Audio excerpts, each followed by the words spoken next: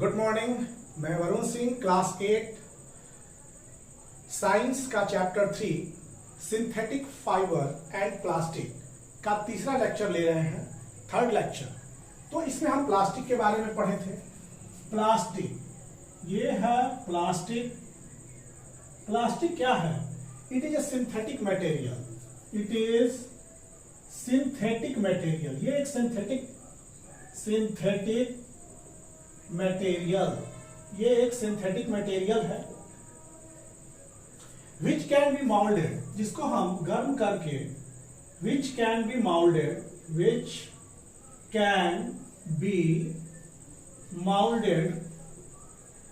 into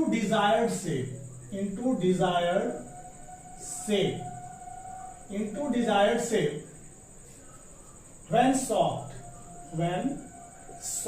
जब ये मुलायम होता है तो इसको डिजायर्ड शेप में ढाल सकते हैं। एंड देन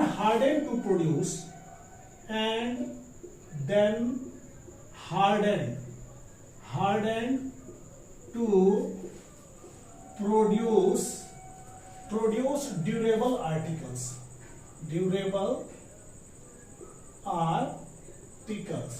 देखिए, सिंथेटिक मटेरियल है प्लास्टिक। आप प्लास्टिक सिंथेटिक मटेरियल है और ये जब सॉफ्ट होता है तो इसको हम अपने इच्छा अनुरूप आकार में ढाल लेते हैं और ठंडा होने पर ये एक अस्थाई हो जाता है। ये अस्थाई हो जाता है, ठंडा होने पर एक अनुरूप शेप लेकर के ये अस्थाई हो जाता है। तो ये है हमारा प्लास्टिक, एक ड्यूरेबल आर्टिकल हो जाता है ठंडा करने पर, और जैसे वो गर्म होता है तो मुलायम होता है और उस मुलायम अवस्था में हम इसके शेप को ढाल सकते हैं। मुलायम अवस्था में इसके शेप को ढाला जा सकता है। प्लास्टिक जो होता है, प्लास्टिक का अर्थ क्या होता है? Plastic means easy to mould, मतलब इजी से, आसानी से इसके शेप को ढाला जा सके। Plastic means easy to mould, आसानी से इसको शेप में ढाला जा सके, इसको कहते हैं इजी टू मोल्ड। ये हो गया। और कुछ एग्जांपल्स है प्लास्टिक के, जैसे पॉलीथीन। एग्जांपल्स ऑफ प्लास्टिक में जैसे चलेंगे, examples of plastic. Example of plastic में पहले हो गया पॉलीइथीन, दूसरा हो गया पॉलीविनाइल क्लोराइड, और इसको बोलते हैं पीवीसी हो गया आपका। और बेकेलाइट जिसका स्विच बनता है, बेकेलाइट, मेलामाइन,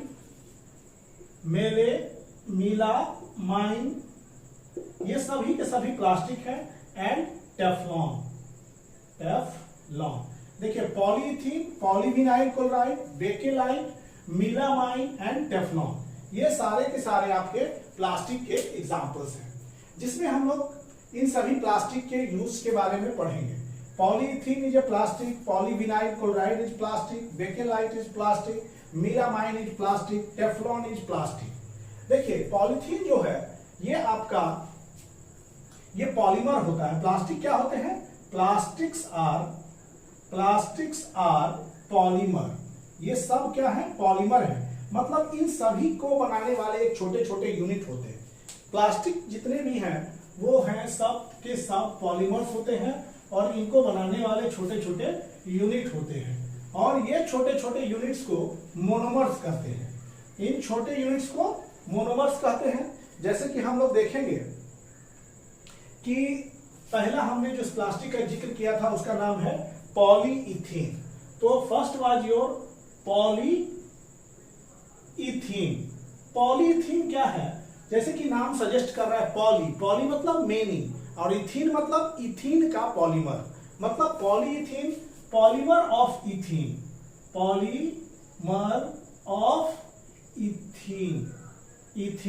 यहां polymer of ethene is polyethene.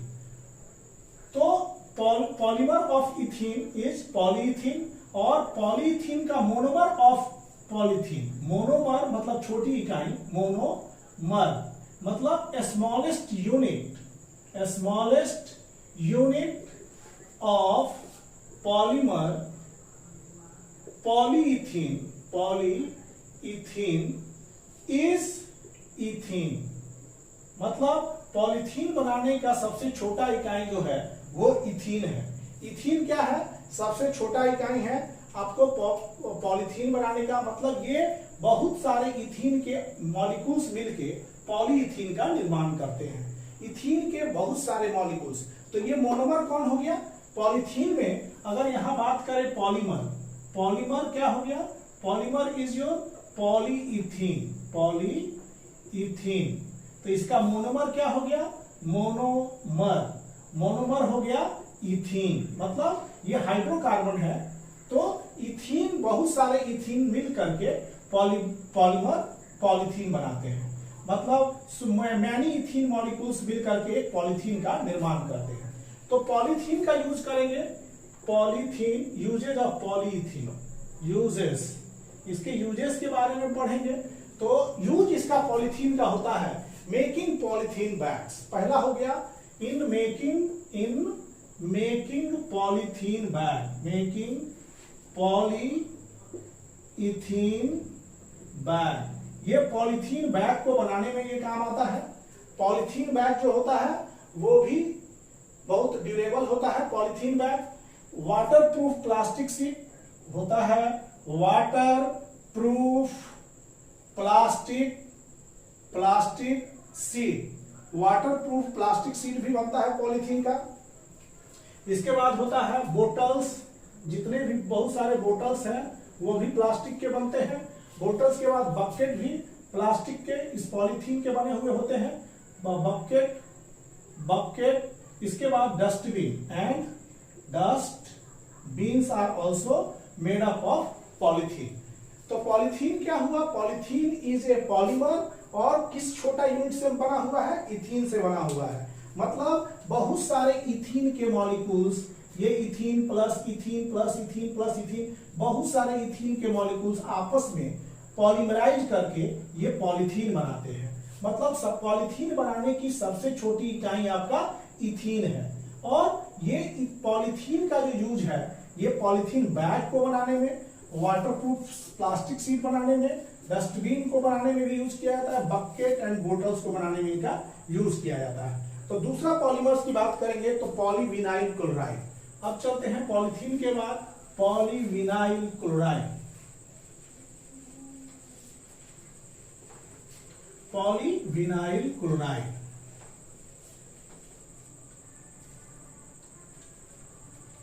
Polyvinyl chloride,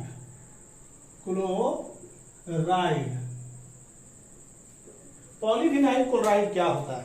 तो पॉलीविनाइल क्लोराइड यही होता है कि ये जो है इट इज स्ट्रॉन्ग, ये मजबूत एंड हार्ड प्लास्टिक्स होते हैं, एंड हार्ड प्लास्टिक्स। आपने पीवीसी के पाइप्स वगैरह देखे होंगे। Hard, strong and hard plastic used for making insulating electrical cable, used for making insulated electric cables. ये जो होते हैं ये स्ट्रॉन्ग हार्ड प्लास्टिक है, और इनका यूज होता है स्ट्रॉन्ग इलेक्ट्रिक केबल बनाने के लिए, इनका यूज होता है पीवीसी पाइप बनाने के लिए इनका उपयोग होता है। और it is not as flexible as polythene, ये पॉलीथीन के तरह फ्लेक्सिबल नहीं होते। It is not as flexible as polyethylene, ये पॉलीथीन जितना फ्लेक्सिबल नहीं होते हैं polyvinyl chloride. And it is a, इससे क्या क्या बनता है? इससे बनता है रेन कोट बनता है, सीट कवर बनता है, rain coat and seat cover is made of आपका पीवीसी का बना होता है पॉलीविनाइल क्लोराइड। देखिए पॉलीविनाइल क्लोराइड एक बहुत ही मजबूत और हार्ड प्लास्टिक होते हैं। इसका उपयोग हो जाता है आपका सबसे बड़ा कि making insulated electric cable. Insulating electric cable के ऊपर जो प्लास्टिक लगता है वो आपका पॉलीविनाइल क्लोराइड का भी बना होता है। ये उतना लचीले नहीं होते हैं जितना कि आपके पॉलीथीन्स होते हैं। इनका उपयोग रेनकोट के बनाने में होता है, सीट कवर को बनाने में इनका उपयोग किया जाता है। तो ये है पॉलीविनाइल क्लोराइड। तो पॉलीविनाइल क्लोराइड की बात करेंगे तो इसको कहते हैं पीवी। अगर पॉलीमर्स की बात करें, पॉलीमर में मोनोमर, इसका मोनोमर देख रहे हैं, इसको बनाने वाले छोटे यूनिट मोनोमर। मोनोमर जो होता है इसका, ये होता है विनाइल क्लोराइड। विनाइल क्लोराइड, बहुत सारे विनाइल क्लोराइड मिलके ये पॉलीमर बनाते हैं, पॉलीविनाइल क्लोराइड। पॉलीमर क्या हो गया? ये हो गया polyvinyl, polyvinyl chloride, polyvinyl chloride. Monomer, बहुत सारा विनाइल क्लोराइड मिल करके पॉलीमर पॉलीविनाइल क्लोराइड का निर्माण करते हैं। मतलब पॉलीविनाइल क्लोराइड को बनाने वाले सबसे सूक्ष्मतम और सबसे छोटे इकाई जो है वो विनाइल क्लोराइड है, और ऐसे ऐसे विनाइल क्लोराइड आपस में पॉलीमराइज करके ये पॉलीविनाइल क्लोराइड का निर्माण करते हैं। अगर मान लीजिए कि पॉलीमर के मोनोमर की बात की जाए तो पॉलीविनाइल क्लोराइड का सबसे छोटा यूनिट है विनाइल क्लोराइड, और यही आप आपस में पॉलीमराइज करके इस केमिकल को जन्म देते हैं। तो ये था हमारा पॉलीविनाइल क्लोराइड। अब हम लोग चलते हैं बेकेलाइट पर। बेकेलाइट भी एक synthetic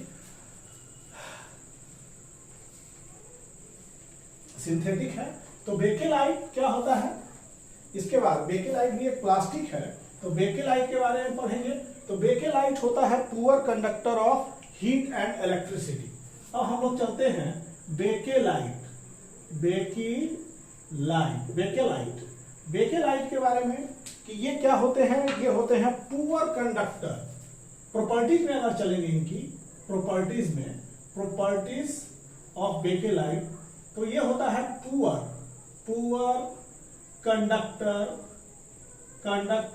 of heat and electricity.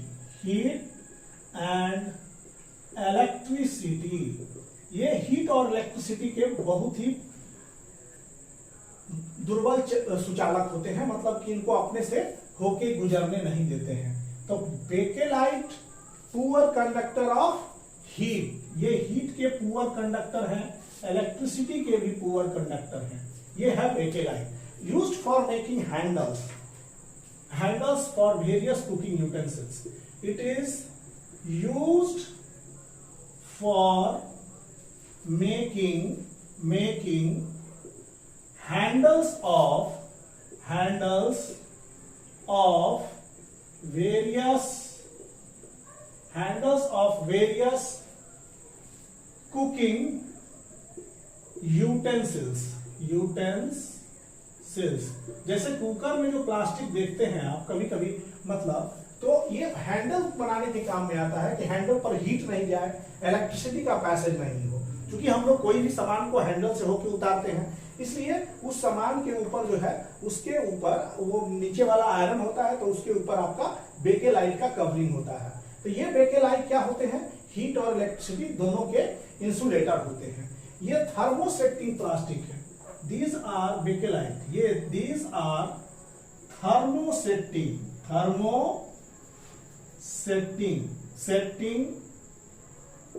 ये थर्मोसेटिंग प्लास्टिक है। ये आपके थर्मोसेटिंग प्लास्टिक है। और इसमें क्या है? Bakelite is used for making electrical switch. Bakelite is used for making electrical switch। जितने भी घर में स्विच हैं वो इलेक्ट्रिकल स्विच को बनाने में बेकेलाइट बहुत महत्वपूर्ण भूमिका अपनाता है। एक चीज और है कि ये थर्मोसेटिंग है। थर्मोसेटिंग का अर्थ होता है कि एक बार वो अगर रूप से बिगड़ जाए तो फिर उसको दोबारा रूप में नहीं ढाला जा सकता है। मतलब बेकेलाइट को आप सोचिएगा कि रिसाइकल हो जाए, तो ये रिसाइकल नहीं होगा। कभी भी जंक डीलर के पास जाते हैं, अगर स्विच वगैरह बेच रहे हैं तो वो नहीं लेता है। इसके पीछे यही रीजन है कि ये बेकेलाइट का बना होता है, थर्मोसेटिंग पॉलीमर है, इसका रिसाइकल संभव नहीं है। तो याद रखिए कि thermosetting plastic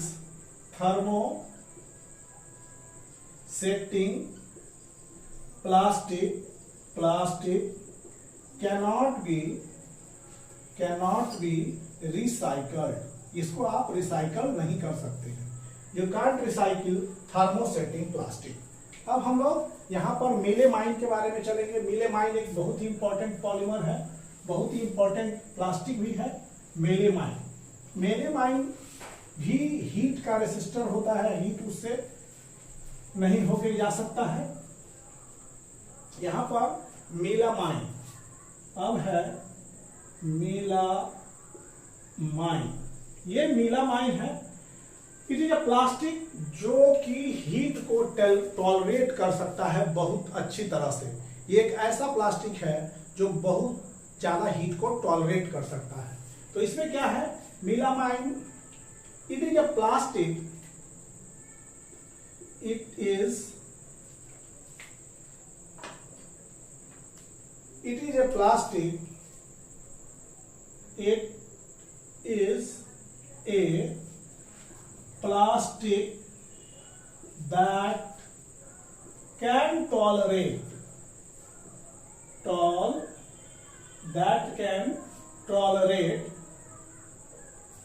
can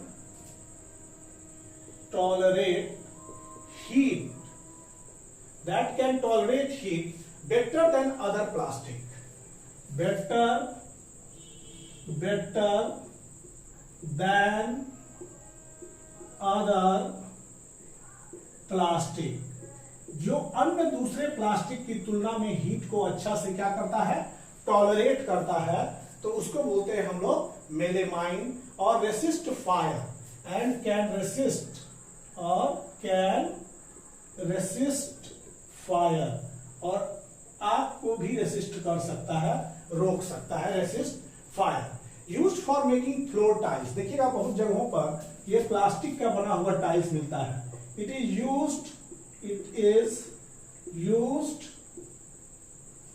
used for making floor tiles के रूप में जिस प्लास्टिक का आप उपयोग करते हैं वो होता है आपका bakelite. Bakelite is used for making floor tiles and it is unbreakable. Kitchen wares जो है वो बेकेलाइट का ही बना होता है। जो भी किचन के सामान नहीं टूटे फूटे, unbreakable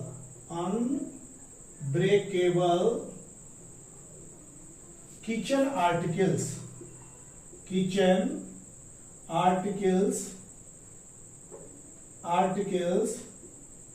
articles are made of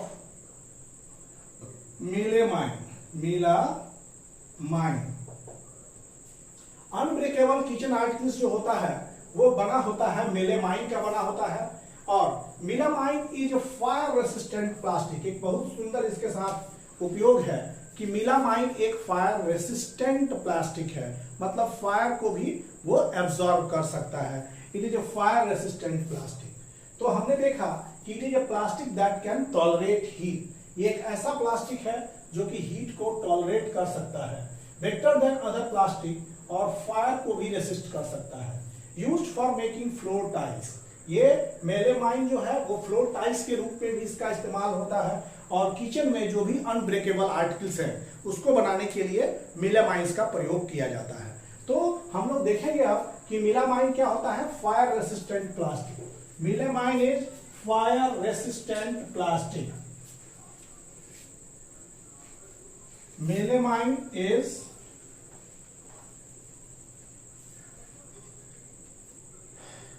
melamine. It is fire resistant plastic. ये फायर रेसिस्टेंट प्लास्टिक है और यूनिफॉर्म ऑफ फायरमैन। और ये अगर मान लीजिए फायर जो अग्निशामक और फायर ब्रिगेड्स में काम करते हैं उनका यूनिफॉर्म जो होता है वो मेलेमाइन का बना होता है। Uniform of fire workers are made of melamine. The uniform of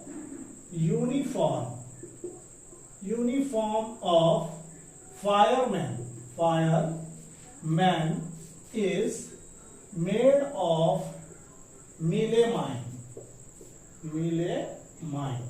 जो आग वाले क्षेत्र में काम करते हैं उनका जो ड्रेस होता है वो मीलेमाइन का बना होता है, इसलिए क्योंकि ये फायर रेसिस्टेंट प्लास्टिक है इसलिए, and make them fire resistant, उनको फायर रेसिस्टेंस बनाता है। अब अगले प्लास्टिक की तरफ चलेंगे जिनका नाम है टेफ्लॉन। अगले प्लास्टिक में Teflon. Teflon is also a very strong plastic. Teflon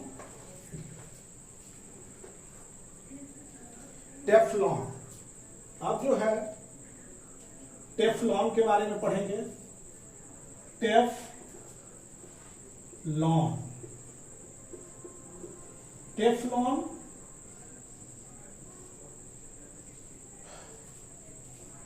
तो टेफ्लॉन ये प्लास्टिक ये स्पेशल प्लास्टिक है कि वैसे प्लास्टिक जिस पर आप देखेंगे कि ऑयल डाल के, तेल, ये सब उस पर चिपकते नहीं है, तेल वगैरह टेफ्लॉन पर चिपकते नहीं है और वाटर उन पर स्टिक नहीं करते हैं। तो it is a very special type of plastic, very special type of plastic on which water and oil do not stick, water और oil उस पर चिपकते नहीं है, because it has slippery surface, do not stick because it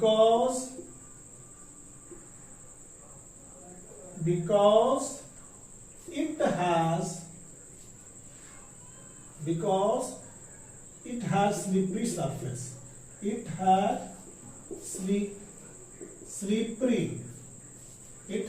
slippery surface, उसके सतह जो होते हैं वो स्लिपरी होते हैं। So Teflon is a special type of plastic on which क्या चीज उस पर नहीं चिपक पाते, उस पर सट नहीं पाएंगे, तो वो है वाटर और ऑयल उनकी सतह पर नहीं चिपक पाएंगे। Water and oil do not stick because, क्योंकि उनके सरफेस बहुत ही स्लिपरी होते हैं, इसलिए वाटर ऑयल उन पर चिपकते नहीं है। अब it can also withstand very high temperature, it can also withstand high temperature, ये उच्च टेम्परेचर को भी क्या करते हैं, झेल लेते हैं। It can withstand high temperature, और इसमें क्या होता है, used for making non stick coating, ये नॉन स्टिक कोटिंग बनाते हैं कुकिंग यूटेंसिल्स का, जहां पर चिपचिपापन ना आ पाए। तो so it is used to give, it is used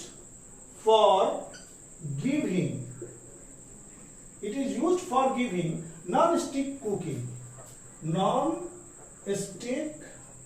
cooking of cookware।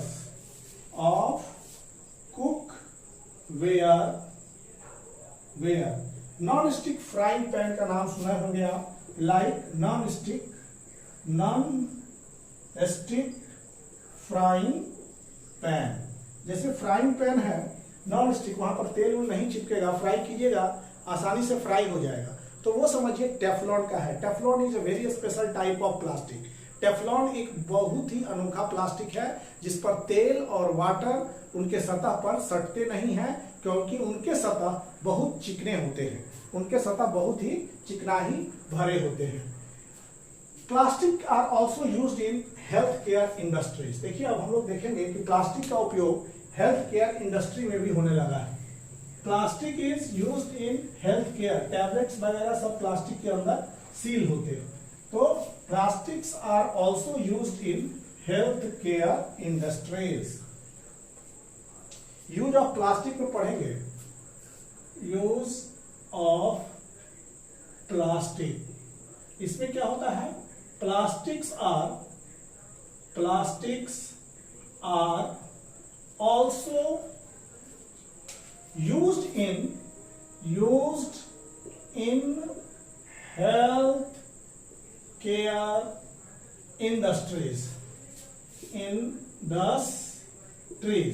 Plastic का उपयोग हेल्थ केयर इंडस्ट्री में भी होता है।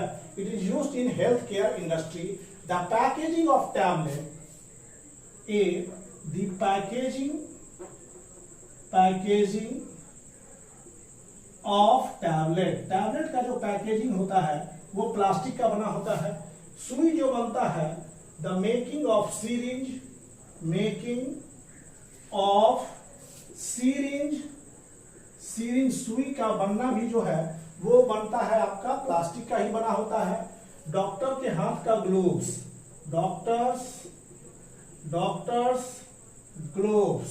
डॉक्टर के हाथ का ग्लोव्स फॉर स्टिचिंग आउट, घाव को सिलने के लिए जो पहनते हैं, फॉर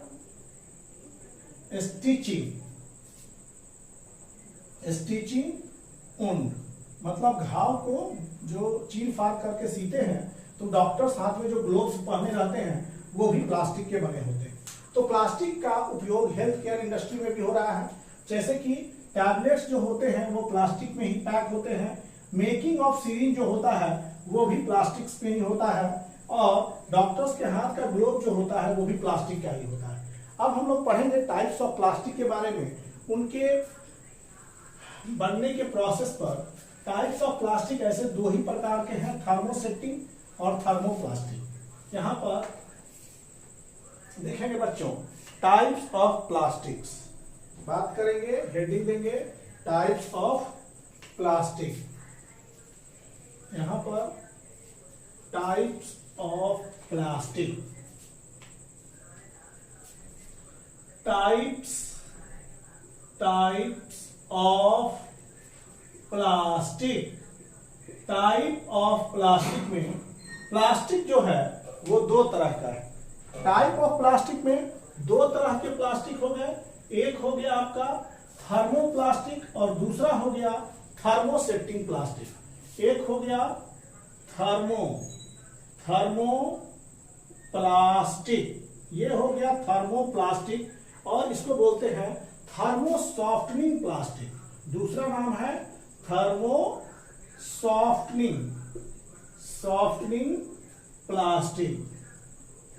प्लास्टिक। और दूसरा प्लास्टिक जो है वो हो गया थर्मोसेटिंग प्लास्टिक। एक हो गया थर्मोसेटिंग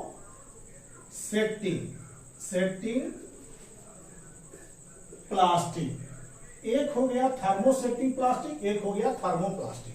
तो ये दो तरह के प्लास्टिक और इनके नेचर्स के बारे में हम पढ़ेंगे। तो ये हो गया कि plastic which can B softened, इसको थोड़ा सा गर्म करने पर ये प्लास्टिक मुलायम हो जाते हैं, एंड फिर उसको डिफरेंट शेप में ढाल दिया जाता है, और फिर ठंडा होने के बाद वो ड्यूरेबल शेप के हो जाते हैं, मतलब अस्थायी शेप हो जाता है। तो plastic which can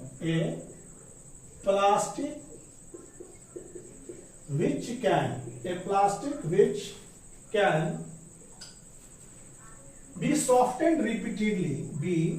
softened repeatedly,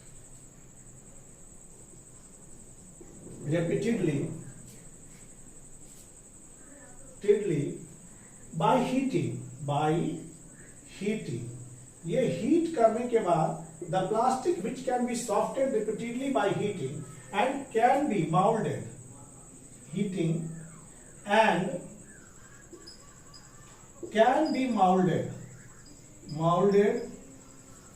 into different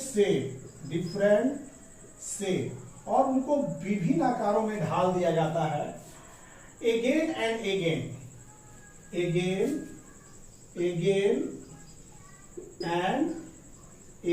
बार बार। मतलब ऐसे plastic which can be softened, और उसको हम लोग शेप में बदल देते हैं, जब चाहे तब उसको शेप में बदल देंगे। इससे ये बना लिए, फिर उसको, ये रिसाइकल है, ये रिसाइकल आसानी से हो जाते हैं। Again and again, they are flexible, ये सब क्या होते हैं, दे आर फ्लेक्सिबल, ये लचीलापन पूरा इनमें होता है। They are flexible and bend easily, और ये आसानी से बेंट हो जाते हैं। बेंट इजीली ब्रेकिंग,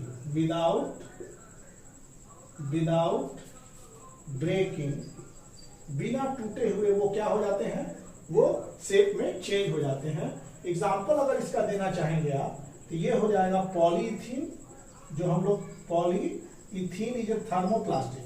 पॉलीथीन देखिए कितना बार रिसाइकल हो जाता है, आप दे देते हैं, जंक डीलर लेके चले जाते हैं, तो पॉलीथीन जो है वो आसानी से रिसाइकल हो जाता है। और दूसरा पॉलीविनाइल क्लोराइड भी, पॉलीविनाइल क्लोराइड ये भी क्या होता है, ये आसानी से रिसाइकल हो जाता है। पॉलीथीन और पॉलीविनाइल क्लोराइड आसानी से रिसाइकलेबल चीज है और इसी को कहते हैं हम लोग थर्मोप्लास्टिक। ये हो गया थर्मोप्लास्टिक। तो ये क्या होता है, रिसाइकल हो सकते हैं, दे कैन बी रिसाइकल्ड। इसको आप लिख सकते हैं, दे कैन बी रिसाइकल्ड, इसको आसानी से रिसाइकल कर सकते हैं। अब दूसरा प्लास्टिक जो है वो है आपका थर्मोसेटिंग प्लास्टिक। तो हमने थर्मोप्लास्टिक में क्या देखा कि विच can B softened repeatedly on heating, मतलब हीट करने के बाद ये क्या हो जाते हैं, मुलायम हो जाते हैं और उसको किसी भी आकार में हम लोग डाल सकते हैं जब चाहे तब, बार बार। और they are flexible and bent easily without breaking, बिना टूटे हुए वो क्या होते हैं, बेंड कर जाते हैं। उसके उदाहरण में पॉलीथीन, पॉलीविनाइल क्लोराइड, और इसको रिसाइकल भी आप कर सकते हैं। सो अब है थर्मोसेटिंग प्लास्टिक। अब हम लोग चलेंगे थर्मोसेटिंग प्लास्टिक। थर्मोसेटिंग प्लास्टिक है plastic which once set, plastic which once set do not become soft,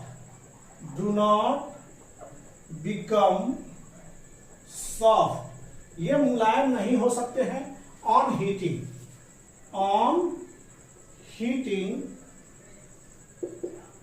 and cannot be molded in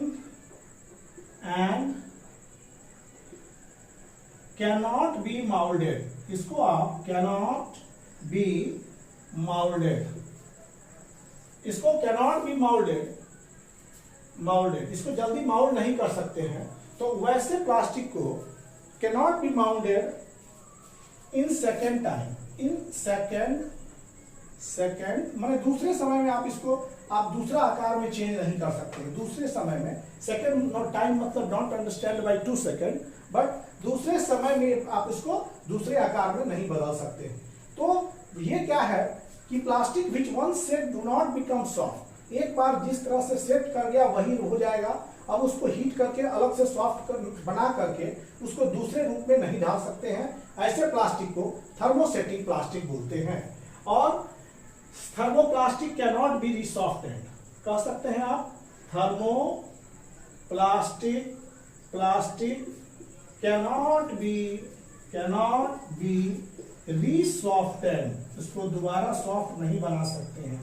softened एक बार जिसमें आ गया तो be softened. once set in a given shape and solidified, once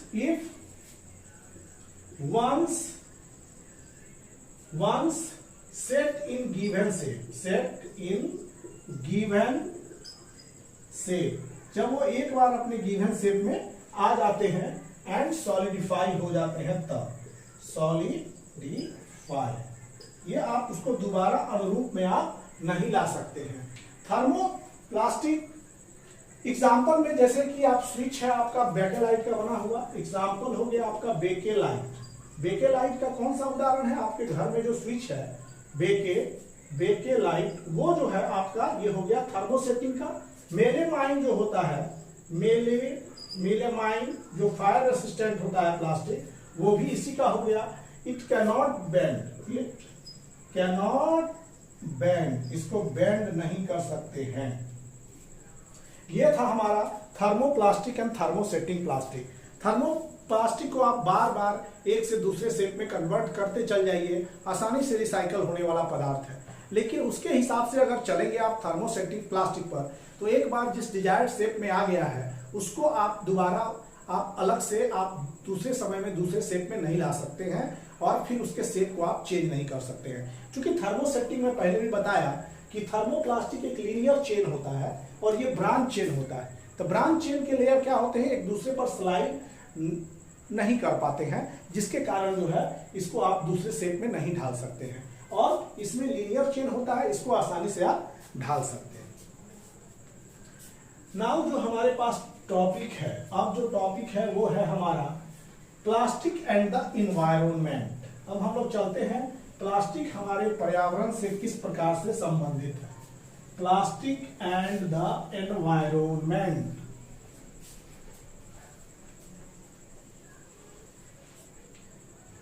plastic heading है plastic and the environment, and the environment.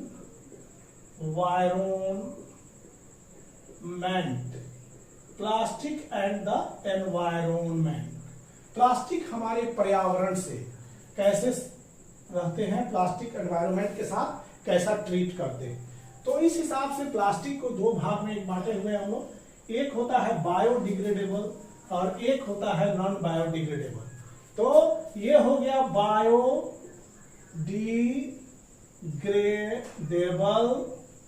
और दूसरा हो गया आपको नॉन बायोडिग्रेडेबल। नॉन बायोडिग्रेडेबल, एक हो गया बायोडिग्रेडेबल और दूसरा non biodegradable. A material which get deformed, decomposed through natural process. A material which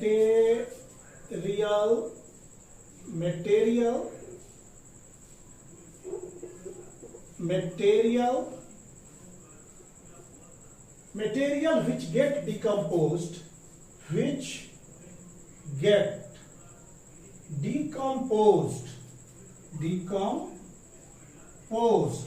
a material which get decomposed through natural process,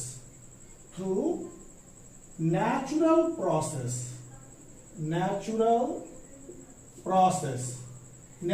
process से वो अगर डिकम्पोज हो जाता है through natural process, such as by the action of bacteria, by the action of bacteria के action से is called biodegradable,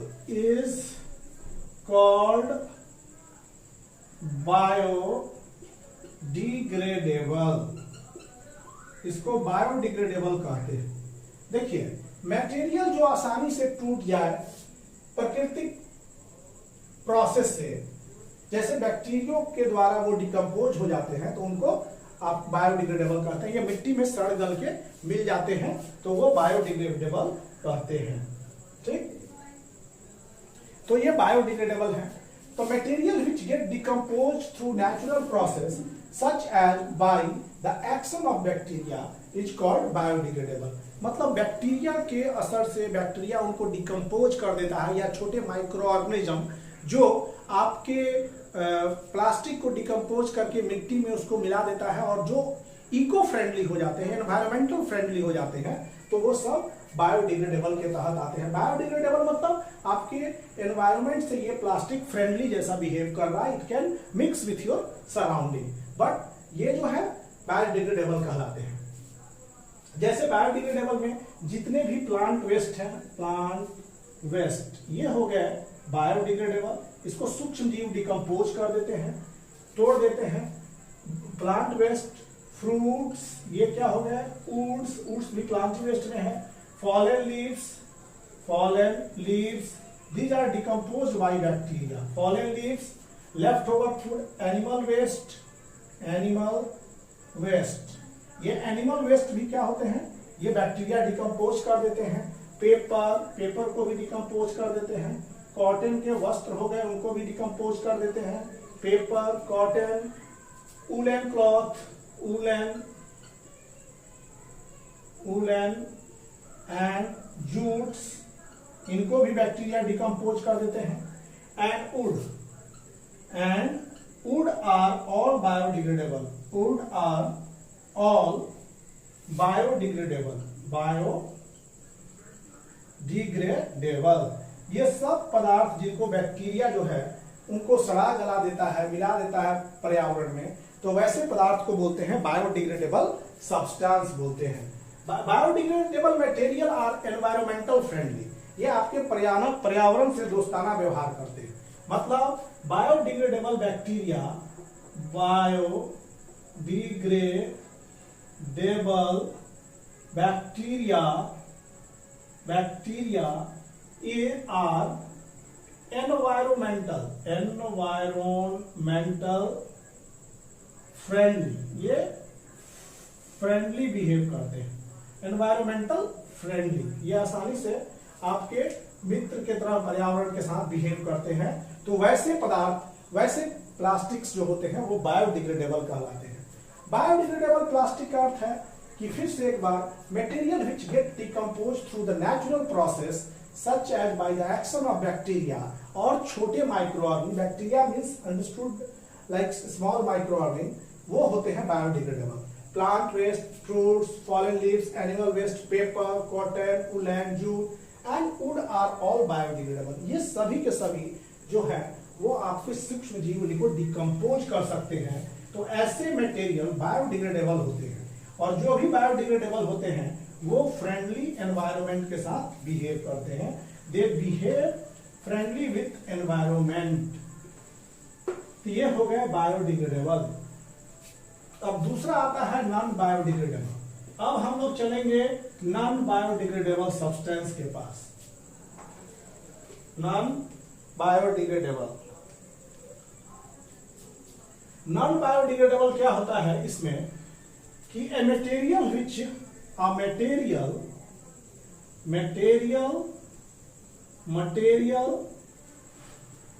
not easily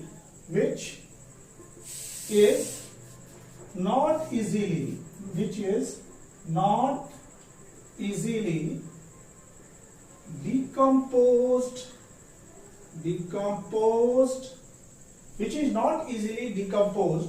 by natural process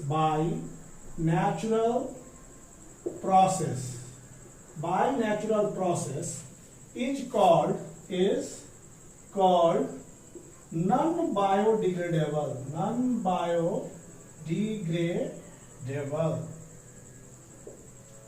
देखिए, वैसे सब्सटेंस जो हैं बैक्टीरिया द्वारा डिकम्पोज नहीं हो पाते हैं, उस चीज को हम लोग बोलते हैं नॉन बायोडिग्रेडेबल। ये डिकम्पोज ही नहीं हो पाएंगे, इसलिए ये नॉन बायोडिग्रेडेबल है। और ये जो है not environment friendly, it is not environment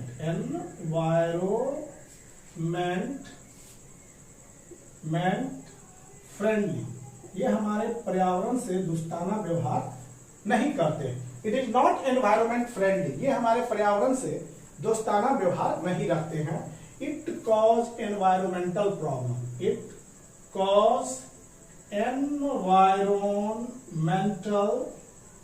problem, ये पर्यावरण में जो होता है ये प्रॉब्लम इकट्ठा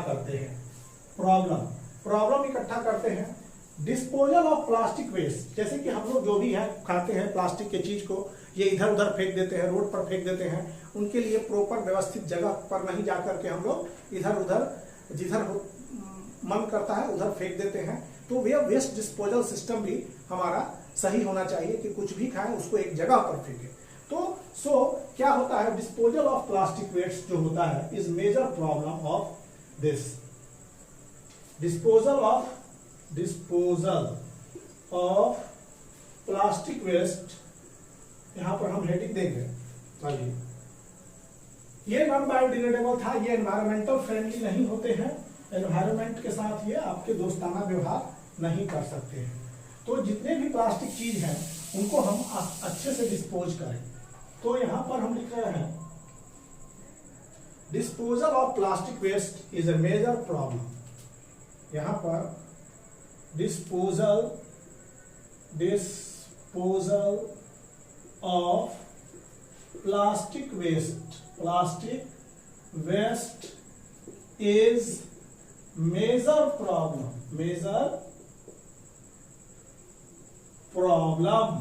डिस्पोजल ऑफ प्लास्टिक वेस्ट जो है ये बहुत बड़ी समस्या है। तो इसमें क्या बड़ी समस्या है कि कैसे डिस्पोज करें। The article made of plastic, the article made of non biodegradable plastic,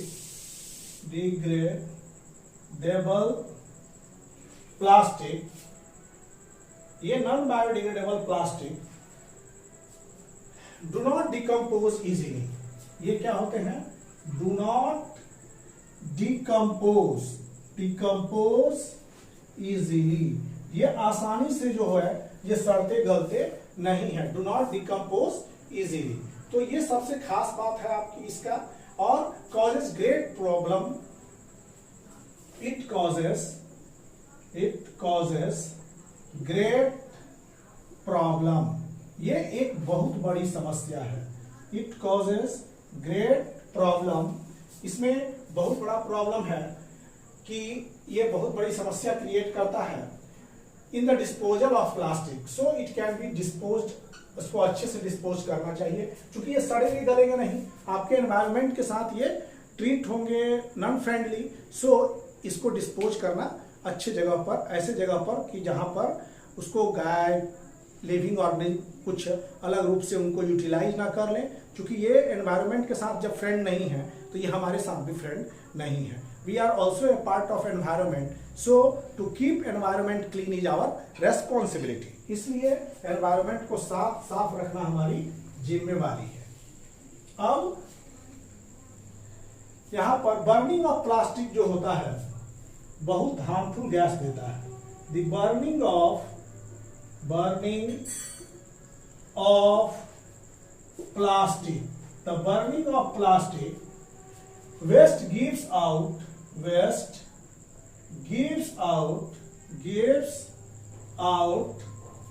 harmful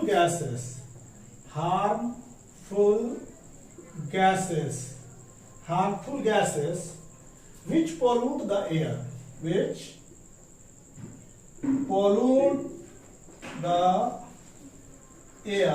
जो कि एयर को पोल्यूट करता है। It is not advisable to dispose the use particle, dispose the waste particle, it is not advisable to dispose the waste particle or used particle, dispose the used plastic by burning, इनको burning करके हम इसको dispose नहीं कर सकते हैं। Burning of plastic जो होता है गिव्स आउट हार्मफुल गैस, और ये हार्मफुल गैस हमारे पर्यावरण को प्रदूषित करते हैं, इसीलिए इनको जो है जला करके इनको डिस्पोज नहीं किया जाता है। तो कभी भी प्लास्टिक को जला करके डिस्पोज ना करें। और दूसरा चीज कि ये इसको आप जब भी जाए तो इधर उधर इनका डिस्पोजल ना करें, ताकि ये मनुष्य के अलावा अन्य जंतुओं के लिए भी खतरा है। अब है how to save environment. Now the heading is how to save environment. अब हम लोग चलेंगे हाउ टू सेव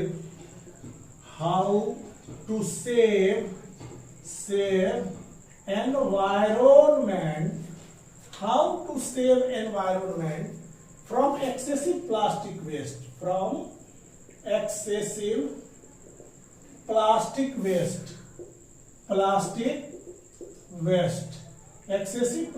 waste से आप कैसे पर्यावरण को बचाएंगे। पहला, some of the steps that should be taken, some of the steps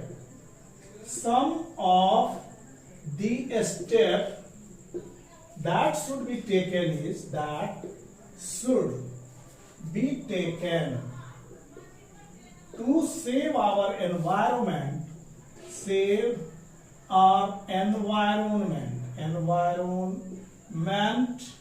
from plastic is पहला reduce the use of plastic. First हम लोग क्या करेंगे कि प्लास्टिक के यूज को कम करेंगे. First reduce the use of plastic. Reduce the use of plastic by using other material. Using other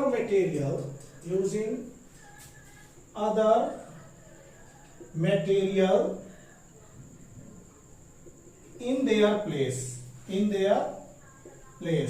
for example अगर बात करें कि हम लोगों को एनवायरमेंट की साफ सफाई हमारी जिम्मेवारी है. It is the responsibility of all citizens that they should protect our environment. चूंकि एनवायरमेंट है तो हम हैं. और इसके बाद क्या है कि सबसे पहला स्टेप हम लोग जो लेंगे अपने एनवायरमेंट को बचाने के लिए प्लास्टिक से, कि इसके उपयोग को कम कर देंगे. इसके उपयोग को कैसे कम करेंगे?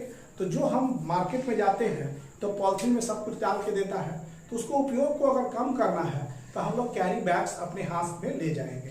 कैरी बैग्स की आदत डाल लेंगे. कैरी बैग्स जब ले जाएंगे तो अपने आप वहां से प्लास्टिक हम लाना बंद कर देंगे. धीरे धीरे क्या होगा कि इससे इसका उपयोग कम होगा और हमारे देख के से दूसरे लोग भी ऐसा करना शुरू कर देंगे. So it is our responsibility to clean our environment, to save our environment from plastic. ये हमारी जिम्मेवारी है कि हम अपने पर्यावरण को कैसे सुरक्षित रखें. तो रेगुलर से क्या करना चाहिए कि प्लास्टिक के जगह पर हम लोग कॉटन बैग्स को ले जाएं. दूसरा है कि इन्वायरमेंट को instead of polythene you take cotton ball. Use plastic material. अगर मान लीजिए कि बाय द वे किसी तरह से आपने किसी प्लास्टिक के मटेरियल को यूज कर लिया है तो उसको डस्टबिन में डाल दीजिए. यूज्ड प्लास्टिक मटेरियल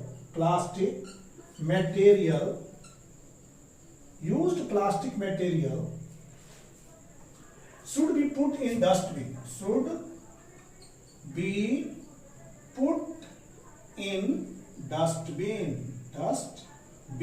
उसको कूड़ेदान में डाल दीजिए. जो प्लास्टिक का यूज हो गया है उसको कूड़ेदान में डाल दीजिए, जो कि अलग अलग वेरियस पब्लिक प्लेस पर हो. Which is at various public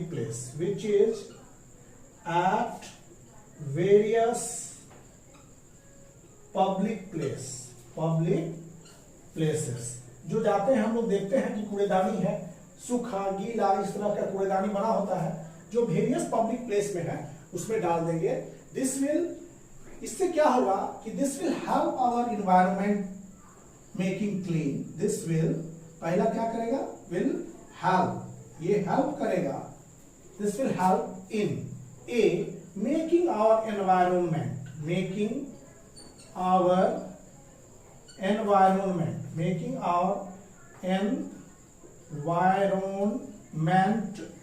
clean. इससे हमारा पर्यावरण जो होगा साफ दिखेगा. मान लीजिए कुछ भी खाए हम लोग रोड पर फेंक देते हैं, इधर फेंक देते हैं. अगर हम वैसे जगहों पर इनको फेंके जहां पर डस्टबिन है उस जगह पर अगर हम डालते हैं तो ये हमारे एनवायरनमेंट को क्या करेगा? क्लीन रखेगा. और दूसरा चीज, अगर हम गली में चाहे इधर उधर अगर हम प्लास्टिक के चीज को फेंकते हैं तो वो क्या होगा? ड्रेनेज सिस्टम में जाके वो नली को ब्लॉक कर देगा. इससे कभी बरसात में क्या होगा कि नली का पानी पूरा ऊपर से बहने लगेगा और इससे बहुत सारे हार्मफुल ऑर्गेनिज्म का जन्म स्थान बन जाएगा. और इससे और होगा कि आपके बरसात के सीजन में जो है वो आपके चलने फिरने का रास्ता ब्लॉक हो जाता है. तो एक प्लास्टिक के एक स्टेप उठाने से बहुत सारे प्रॉब्लम्स को हम दूर करते हैं एक सही तरीके से. तो इसमें क्या होगा? Used plastic material should be pushed in dustbin. Put कीजिए उसको डस्टबिन में, जो जगह जगह पर पब्लिक प्लेस पर लगे रहते हैं. रेलवे स्टेशन पर जाएंगे तो वहां भी है, बस स्टॉप पर जाएंगे तो वहां भी है, स्कूल में जाएंगे तो वहां भी है. तो जब भी आपको प्लास्टिक जैसे चीज को यूज करना है तो डस्टबिन का यूज कीजिए. डस्टबिन के यूज करने से आपका होता क्या है कि एक तो साफ सुथरा रहता है एनवायरनमेंट, दूसरा अगर रोड पर फेंकते हैं तो वो इधर उधर जाके आपके ड्रेनेज सिस्टम का पार्ट हो जाएगा और वहां पर वो पानी को ब्लॉक कर देगा, जिससे जो है आप खुद परेशान होने लगेंगे। तो ये है खुद की परेशानी को हम खुद दूर कर सकते हैं। तो ये पहला था कि हम लोग इसको, हम दूसरा पॉइंट था कि इसको हम लोग प्लास्टिक को डस्टबिन में डालने की आदत डालें, जो कि अलग अलग जगहों पर रहते हैं।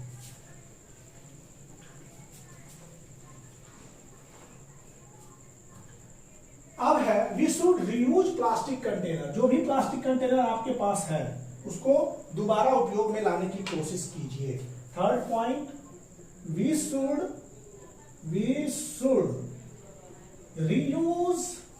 reuse plastic container. We should reuse plastic container which comes with jams, pickles, जिसमें क्या क्या रहता है, मार्केट से खरीद के लाते हैं। which comes with क्या चीज से आता है, जैम से आता है, जैम मुरब्बा, जैम, पिकल अचार उसमें रहते हैं, पिकल्स। तो वैसे वैसे प्लास्टिक को आपको फेंकना नहीं चाहिए, उसको रीयूज कर लेना चाहिए। And other reuse the plastic carry bags for shopping purpose. आप लोग कैरी बैग्स का प्रयोग कीजिए शॉपिंग पर्पस के लिए। और plastic waste should be recycled. तीसरा चौथा जो होता है, जो भी प्लास्टिक वेस्ट है, द प्लास्टिक वेस्ट जितना भी है आपके पास, वेस्ट शुड बी रिसाइकल्ड, इनको रिसाइकल करने की कोशिश करें। Most of the article made of thermoplastic, हमने बताया कि थर्मोप्लास्टिक से बने आर्टिकल, थर्मोप्लास्टिक मतलब articles made of this plastic is can be recycled, इसको रिसाइकल्ड कर सकते हैं हम। ये थर्मोप्लास्टिक वाले सारे के सारे चीज जो होंगे रिसाइकल्ड हो जाएंगे। और थर्मोसेटिंग जो होते हैं आप कैनॉट बी रिसाइकल्ड। और प्लास्टिक मेड ऑफ थर्मोसेटिंग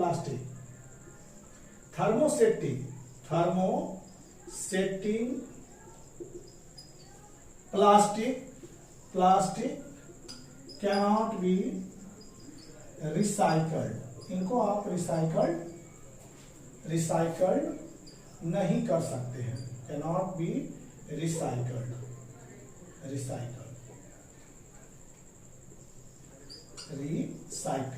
इनको आप रिसाइकल नहीं कर सकते हैं। तो ये हमारी जिम्मेवारी है कि हम कैसे इन दोनों प्लास्टिक के साथ चलें। इसके लिए आप कम से कम उपयोग करें बच्चों। थर्मोसेटिंग प्लास्टिक इज आप लिस्ट यूज कीजिए, चूंकि ये रिसाइकल नहीं होते हैं, इनको रिड्यूस कीजिए, कम कीजिए, और इसको रियूज कीजिए, रिड्यूस कीजिए जितना हो सके।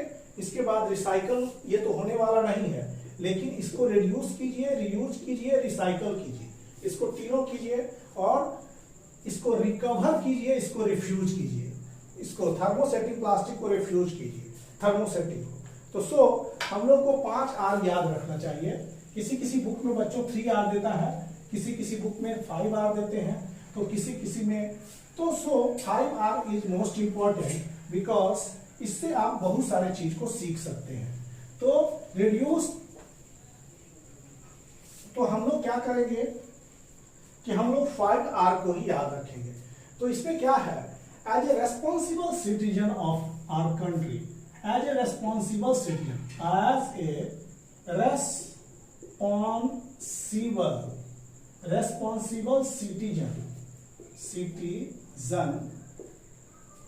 Responsible citizen of anywhere, any place, किसी भी जगह के हो, आप रेस्पॉन्सिबल सिटीजन हैं, तो you should remember 5 R, you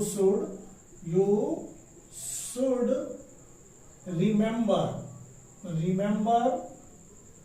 5 R principle. अगर आप किसी भी देश से हैं, किसी भी जगह से हैं, अगर आप रेस्पॉन्सिबल सिटीजन हैं, तो आप 5 R प्रिंसिपल को याद रखें। क्या है 5 R प्रिंसिपल? तो 5 R प्रिंसिपल है, आपको है रिड्यूस, दूसरा है उसको रीयूज, तीसरा है रिसाइकल, इसकी रिसाइकलिंग होती है, रिसाइकल, और चौथा है आपका रिकवर, और आवश्यकता से कुछ अधिक है तो उसको रिफ्यूज कीजिए, रिफ्यूज। वैसे जो आपके नॉन एनवायरमेंटल फ्रेंडली नहीं हो उनको साफ रिफ्यूज कर दीजिए आप, बिकॉज इससे आपका और हमारे पर्यावरण दोनों का नुकसान हो रहा है। तो ये 5 R प्रिंसिपल को यूज करें आप, और आप इस तरह की हैबिट को डालें। Develop this habit, develop this habit to be environmental friendly,